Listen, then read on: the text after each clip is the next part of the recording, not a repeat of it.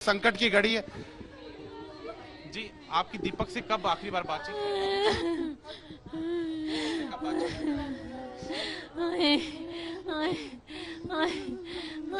आप बताइए, दीपक जी से कब बातचीत? पता नहीं मेरे को। हाँ, सुबह 11 बजे बात हुई थी, बस थोड़ी सी बात हुई। उन्होंने व्रत रखा हुआ तो वो गाड़ी में बैठे थे, बस उसके बाद कोई बात नहीं की। मैंने थोड़ी सी बात हुई उनसे, बस वो स्कूल में ही बैठे थे गाड़ी में। बस सरकार से क्या कहेंगे आप?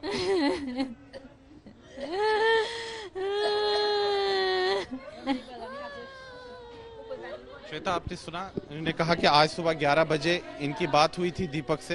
उन्होंने कह रही है कि आज नवरात्रि का जो पर्व है उनका व्रत भी था आज, तो इनकी बातचीत हुई थी, नवरात्रि की शुभकामनाएं एक दूसरे को दी थी। लेकिन इन्हें ये पता नहीं था कि कुछ ही देर में जो है उनकी हत्या आतंकवादी करने वाले थे। श्वेता, जो इसमें मुख्य अहम बात सामने आती है कि देखिए, दीपक जो एक अध्यापक था, वो वहाँ के कश्मीर के भविष्य को संवार रहा था, वहाँ के बच्चों को शिक्षा दे रहा था। क्या ये उसका अपराध था? यही परिवार पूछ रहा है, लोग पूछ रहे हैं। इन पर अब संकटों का जो है पहाड़ टूट पड़ा है और लगातार ये जो हत्याएं श्वेता कश्मीर घाटी में हो रही हैं। हमने देखा कि कल भी जो मक्खनलाल बिंद्रू की बेटी है, किस प्रकार से उसने जो है आतंकवादियों को कड़ा संदेश दिया, कहा कि लोगों की हत्या करने से वो कुछ हासिल नहीं कर सकते हैं, उनको पत्थर बंदूक छोड़ने चाहिए, शिक्षा का रास्ता अपनाना चाहिए, शिक्षा लेनी चाहिए। लेकिन शाम को ही जो आतंकवादी संगठन है उन्होंने मक्खनलाल बिंद्रू की बेटी को भी धमकी दे डाली।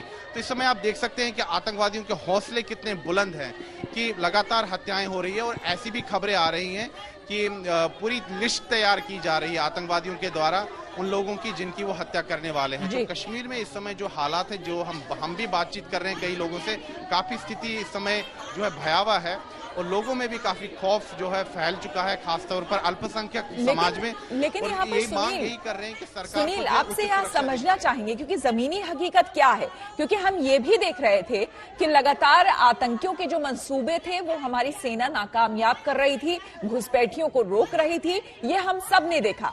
और कहीं ना कहीं ये बौखलाहट है उनकी और इसी वजह से वो इस तरह की घटनाओं को अंजाम दे रहे हैं।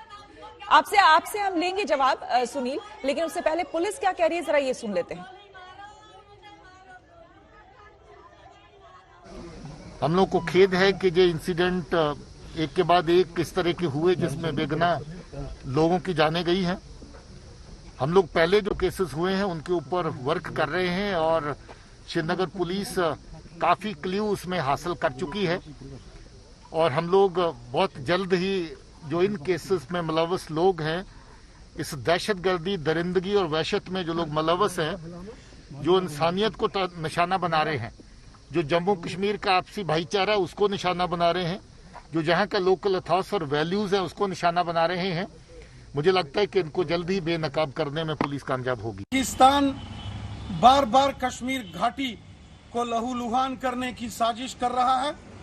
सारी दुनिया देख रही है कि किस तरीके से पाकिस्तान के कायर आतंकवादी मौत का तांडव कर रहे हैं। पाकिस्तान भी तालिबानियों की तरह अब आतंकवाद में पूरी तरह ग्रसित है।